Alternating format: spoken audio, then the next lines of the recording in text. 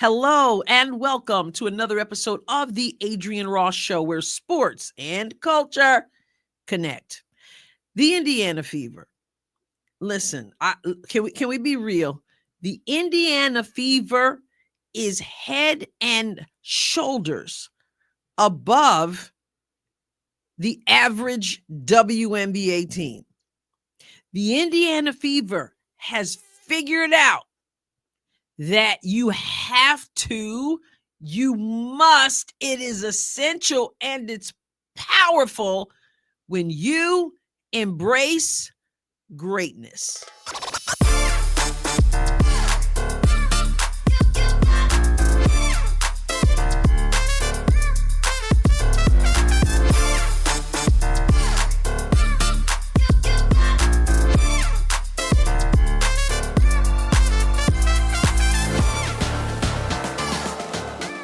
Let's flash back to not even a year ago when Caitlin Clark entered the WNBA. Having been successful in college, breaking records, and being wildly popular, she entered the WNBA. A great moment for the entire league. I gotta say, I am so glad that the Indiana Fever had the number one pick. Now, I didn't always feel that way because we saw how her career started. Christy Sides was not the best coach for Caitlin Clark. And many of us were saying, oh my goodness, such incredible talent with a coach who means well, but just wasn't able to take full advantage of the talent she had, didn't know what to do with the talent she had. And so many of us were like, oh my goodness, she's going to ruin this young lady. Not so. But I was beginning to wonder, like some other people, is this the best place for her? And you know what? This is the best place for Caitlin Clark. The Indiana Fever embraces greatness. This is something the WNBA must take notes about. Why? Because instead of embracing greatness, the WNBA fought against it. The WNBA still struggles with how much should we highlight the person who brings eyeballs, who brings revenue, who brings excitement. They still are in a quandary about what to do with it. Not the Indiana Fever. The Indiana Fever says, we have Caitlin Clark, and we're going to absolutely embrace this moment. And we are talking about championships. And we're also talking about growing the game. The WNBA must take notes because right now, the Indiana Fever could absolutely run the WNBA and possibly should because somebody has to catch this, and the Indiana Fever has caught it. So now they've announced that they are going to play a preseason game in Iowa. Exciting news, Fever fans. We are coming to Iowa City. We are thrilled to announce that the Indiana Fever will face off against the Brazilian national team in a preseason exhibition at Carver Hawkeye Arena. Caitlin Clark makes her return home to the University of Iowa on May 4th.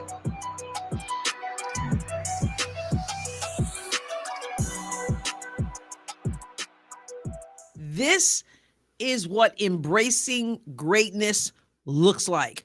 The WNBA still stuck between trying to make sure no one's feelings are hurt, still buying into the Sheila Johnson type mindset, like put everybody's face on the cover, everybody's athlete of the year. The Indiana Fever says, no, we understand the moment. So we don't have a problem highlighting Caitlin Clark. Let's have a preseason game. And what they're doing is twofold. Hang with me. We're going to tap into that incredible fan base that Caitlin has in Iowa, in that arena that she would pack out with her teammates. where she broke records, where she did incredible things that caused her fan base to follow her into the WNBA. That's number one. Number two, the Brazilian national team. Let's grow the game. Let's grow it globally, because the Caitlin Clark effect isn't just a US effect, it is a global effect. So now we're doing two things at one time. The Indiana Fever is rocking this moment. That's why I said before that it was essential, and that I knew that they were going to say, okay, Christy Sides, we appreciate it, but we're going all in. So when you're embracing greatness, you've got to pour in, you've got to go all in. So we got a new GM, we got a new president, we've got a new coach, and we're doing new things. We're going to Iowa. We ain't got time to worry about whose feelings are hurt. We ain't got time to worry about, well, how come Caitlin Clark and she ain't, it's just me, and it's, no, we don't have time for that. It's this moment. And right now, Caitlin Clark, let me show you something about Caitlin Clark that Chiney Ogwumike pointed out. On First Take, Chiney Ogwumike, a lot of people say that Caitlin Clark moves the needle. That is wrong. She is the needle. It is what it is. And the WNBA, we don't know. We don't want to say that. We don't want to hurt feelings. What did the Indiana Fever do? They put up a post about it. They put up a post about it. You get moments in time. What are you going to do with it? Caitlin Clark is special, bottom line. And we know what makes her special. We know what she brings to the table. It's not just the logo threes. It is the passing. It is the marketability. It is the basketball IQ. She's a coach on the floor, and she comes with an incredible fan base and recognition. The NBA recognizes it. That's why they want her as part of their all-star activities. Iowa loves Caitlin Clark. So what do? You say, guess what? Let's go on over to Iowa and let's play some basketball over there. That's going to create an excitement. It's going to allow you to ride the wave. Meanwhile, you've got some in the WNBA who would not like it, and you've got leadership who doesn't get it. Even Christy Sides sort of would try to downplay, because sometimes we're so busy trying to make sure nobody's feelings are hurt that we forget that a rising tide lifts all boats. Those days are over. Right now, we're seeing something that needs to be seen. And that's Caitlin Clark. You may not like it. You may get ticked off. You might say what you got to say in the comments. It will not change the fact. It is what it is. And Caitlin Clark right now, Chiney, spot on. She is the needle.